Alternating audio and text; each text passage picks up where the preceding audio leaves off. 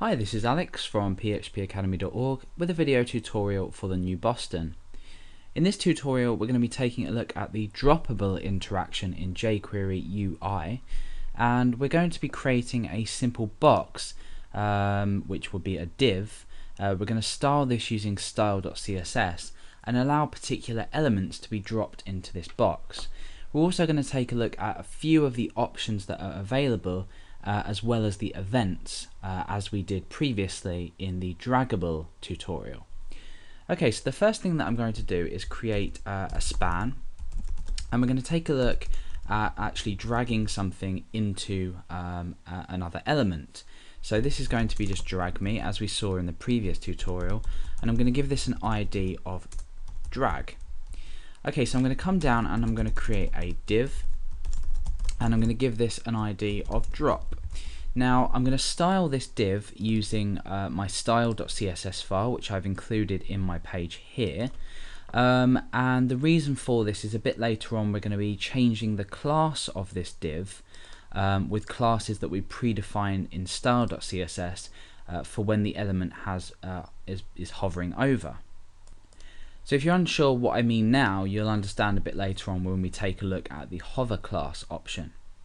Okay, so with this code here, at the moment we just have drag me here, which isn't doing anything at the moment because we haven't created the code for it, the jQuery code for it.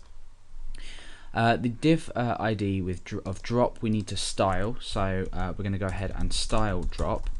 I'm going to give it a height of 200 pixels, a width of 200 pixels, and I'm going to give it a background color of F0, F0, F0, which is a very light grey. Okay, so let's go ahead and look here. You can see now we've got this element here, this span here, and then the div, which is 200 by 200 and has a nice grey background. Now the idea of this is to be able to drag this drag me text into this box, and then we're going to just give an alert when we've actually dropped this element in there. So we're going to be looking at the drop event first, and then looking at the options, then going back and looking at other events we can attach to this droppable functionality in jQuery UI. So I've also got UI.js open, which I've included in my page, again along with the jQuery UI library and the jQuery library. So in UI.js we need to, when the document is ready, so document.ready, we need to run code inside of here in a function. We'll just pull that down, and this is where our code is going to go. So the first thing we want to do is make our span here draggable. So we want to ensure that we can actually drag this, and then we're going to set a few options to it just to ensure that everything is working correctly. For example, we don't have the element being able to be dragged outside of the document, and we are also going to create a revert option so it goes back to where it first belonged. Okay, so let's go ahead and reference the span here, which is called drag. So that's drag.draggable. And inside here we're going to specify some options. So the first one, as I said, is the containment of it, and this is going to just be document. And this just means that it can't be dragged outside of the document itself. So if we just test this, you can see that we can now drag it. However, it won't let us drag it outside of the document. So that's useful. We're then going to set a revert option on it to true, and this will ensure that when we leave it somewhere else on a page, it will revert back to its original position. So the same as we looked at in the previous tutorial. Okay, so now on to the droppable side of things. We're going to make this drop div droppable. So we do exactly the same thing, but we reference drop and then we say droppable.